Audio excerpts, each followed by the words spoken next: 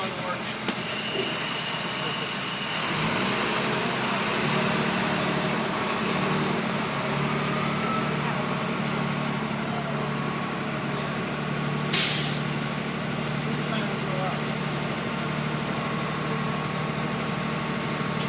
everyone, my name is Deborah and welcome aboard. We're heading into the backlot of Disney's Hollywood Studios. This production area was built in 1988 as a Florida counterpart for Walt Disney Studios in Burbank, California. We included sound stages, recording studios, high-tech editing rooms, all the tools needed to create movies, TV shows, and radio broadcasts. We even got our very own water tower too. It's up ahead, high in the sky on the left side of our show. We call it the Eiffel Tower. It's inspired by the water tower Walt Disney had built for his Burbank studio in 1939. Our Florida tower stands a lucky 13 stories high, and we added our own creative touch, a giant set of Mickey Mouse ears. If you wanted to wear those ears, you'd have to have a hat size of 342 and 3/8. Up ahead, after the next bend in the road, you'll have a perfect opportunity to take a picture of this famous icon. In the world of entertainment, every project starts with a screenplay and a lot of creative ideas. A production studio is where the ideas of writers, producers, and directors are transformed into an on-screen reality. Within these huge spaces, filmmakers can literally create their own worlds. Our Florida sound stages are soundproof, weatherproof, and most importantly, air-conditioned. All vitally important for the cast, crew, and equipment. Many of the crafts needed for filmmaking are located right here on the lot. On the left, we have our own greens department. It grows flowers, trees, shrubs, and topiaries. A few well-placed plants can cover up empty spots in the set and add a touch of natural beauty to a scene. On the right are two of the aircraft from the 2001 blockbuster hit Pearl Harbor. These exact full-scale replicas of P-40 fighters were used in the special effect fight sequences. Of course, many of the planes you saw flying through the aerial battles or sitting on the ground weren't real at all. They were created entirely within a computer. Oh, keep your cameras focused to the right. We're coming up on that perfect angle of the Eiffel Tower I told you about. It's a true masterpiece. We're entering one of our most glamorous and colorful departments, creative costuming. Every star has to have just the right wardrobe, and it all begins here with a designer's sketch. Our team of designers, seamstresses, and tailors can turn 1.5 million yards of fabric into over 25,000 costumes every year. Many of these costumes will become part of the shows and attractions of the Walt Disney World Resort. In fact, here in Florida, we have the largest working wardrobe department in the world. Why, Mickey Mouse alone has over 175 different outfits to choose from, while Minnie Mouse keeps more than 200 unique costumes in her wardrobe. On the left are costumes worn by the stars in recent studio productions. You'll probably recognize some of these costumes from the big screen. Every story needs a setting, and our design staff can create just about any place a script calls for, from an urban city street to a remote desert canyon. On the left is our scenic shop, where large-scale sets and props are built.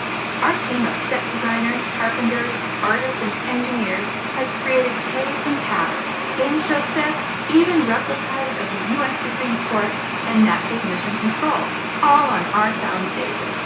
The shop also provides sets and props for our shows and parades here at Walt Disney World. The same skill and craftsmanship that goes into a movie set can also be used to create magic for our parks. Either way, it's all about making dreams come true.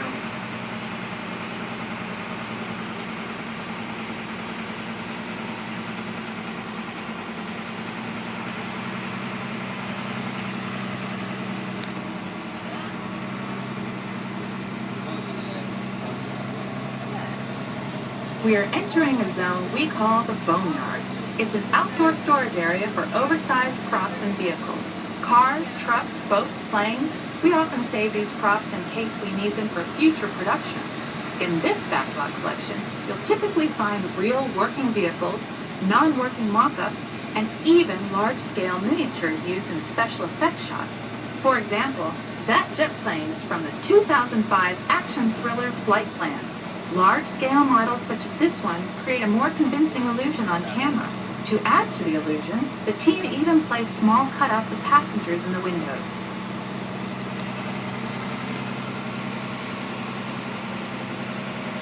We are now passing by the sets of our Lights, Motors, Action Extreme Stunt Show. On the left, you may catch a glimpse of the Mediterranean fishing village that sets the stage for this thrilling attraction. We'll get a closer look at it soon, but for now, we're approaching one of the largest standing sets on our backlot. It's over on the right. It may not look like much from this angle, but it's pretty spectacular on the other side.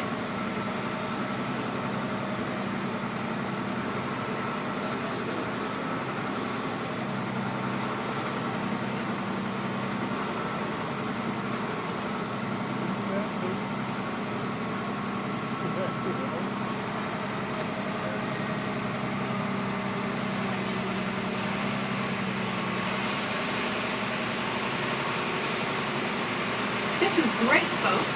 The production crew has just given us clearance to enter the set. Hello, Backlot Tour. I'm Amy, the production coordinator here at the studios. I can see your shuttle heading toward our canyon set. I've given your driver permission to come in and take a look around. I'm up here with our effects crew, and we're getting ready to shoot a test sequence. Oh, on the way in, you're going to be crossing a wooden bridge, and things may get a little bumpy, so please, hold on to your belongings, especially hats, cameras, and glasses, and keep an eye on any small children in your party.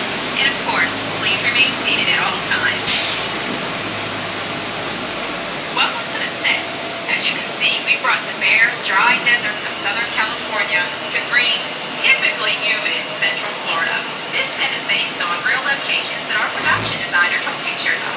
Our set crew spent about 6 months building the canyon, but we've used it for a number of TV shows and specials over the years. For our upcoming production, the script called for a tanker truck. We found this one in our boneyard, but it was too big to drive into place. So we picked it up with a crane and set it down here. We're up on the overhead platforms, and I see our director has arrived. As soon as the rain effect is ready, we'll begin the sequence. This sudden shower is really just a special effect. We've rigged up a series of water nozzles just above your tram. The water sprays in a crisscross pattern to create a sense of depth, but this storm only covers the first few feet of the depth.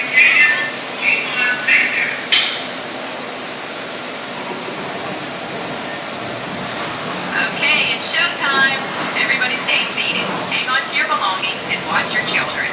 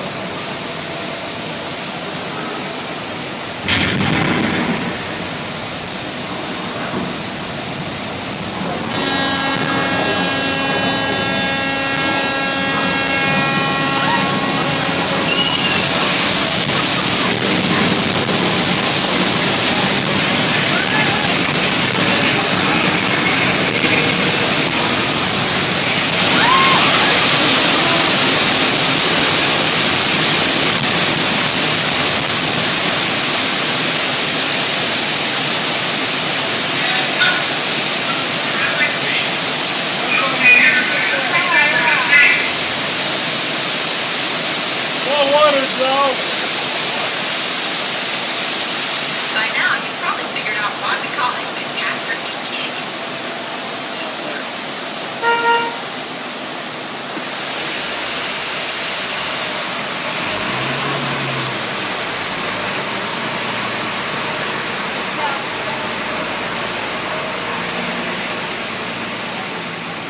Now, let's go behind the scenes and find out how this spectacular sequence was created.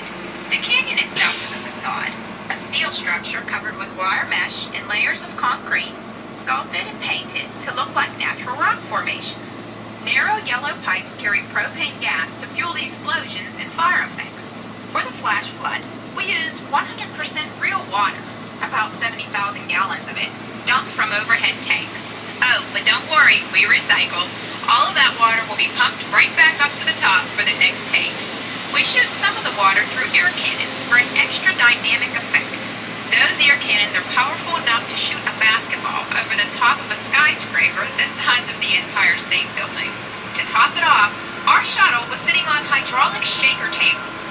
They provided the shaking, rattling, and rolling sensations for the scene. The entire sequence can be reset in 3.5 minutes. That's just enough time to bring in the next shuttle. get ready for our next take. Thank you all for being part of the action. Hey, I'm needed back on the set, so enjoy the rest of your tour. Okay, well thanks Amy for giving us access to the set. On the right, we have an authentic piece of Disney history. That Gulfstream 1 was known at airports across the country as November 234 Mickey Mouse, but we just call it the Mouse. In 1964, Walt Disney and his hand-picked team used this plane to scout locations for what he called the Florida Project. Soon, they secretly began purchasing thousands of acres of land, which became the Walt Disney World Resort in 1971. During the creation of the resort, and later Epcot, the Mouse shuttled studio executives and Imagineers between Burbank and Orlando, making it the most used executive aircraft in the country. Appropriately, the Mouse retired here in 1992. As Walt used to say, it was all started by a mouse. In this case, the 234 Mickey Mouse. On our right, we once again sweep past the magnificent Mediterranean village of our Lights, Motors, Action Extreme Stunt Show. This high-octane attraction is based on the hit show from the Walt Disney Studios Park in France. In this action-packed production, you'll feel like you're right there on the set during the filming of a spy thriller, complete with custom-built cars, motorcycles, even jet skis. You'll experience a split-second timing, coordinated driving, and fiery special effects that make action movies a real blast. This staging area to our right is known as Acceleration Alley. Here, the custom-built stunt show vehicles rev their engines up to 70 miles per hour before making their high-speed entrances onto the stage for our Lights, Motors, Action Extreme Stunt Show. Of course, these are professional stunt drivers. We hope you'll enjoy their daring driving skills, but please, don't try them yourself.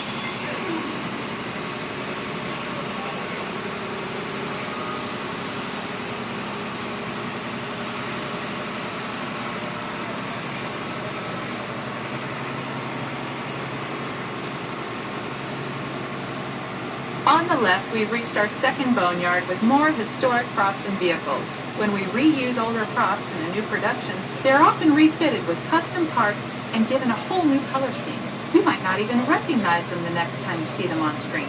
For instance, coming up is our friend Herbie the Lovebug. He went through a special demolition derby makeover. Those dents and dings were added on purpose, but he can be polished up as good as new for his next starring role.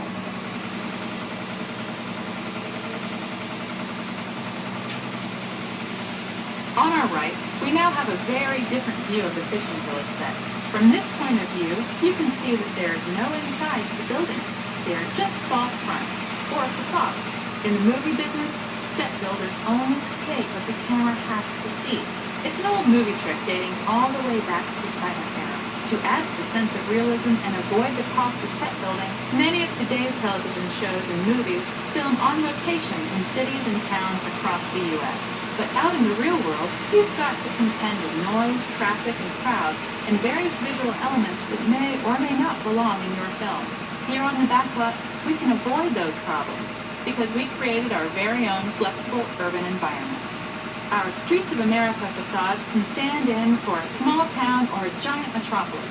As we come around the last corner on our route, you'll see the skyline of New York City in the distance. It's really a series of painted flags, expertly designed to fool the eye and the camera. We can dress and decorate these streets to look like any city we want, from Chicago to San Francisco. Depending on the choice of vehicles, props, and costumes, we can even turn back the clock and set our story in a different time. And what's more, these sets are built with Florida weather in mind. They're made to withstand 100-mile-an-hour winds. You're welcome to visit our Streets of America any time during your visit today and get an up-close look at the skills of our set designers and builders. We've just about reached the end of our tour. Our final stop is the American Film Institute Showcase, where you can see the actual costumes and movie props used in some of Hollywood's most famous films. There are some pretty amazing items in there, so feel free to take all the time you like. Please stay seated until our tram comes to a complete stop.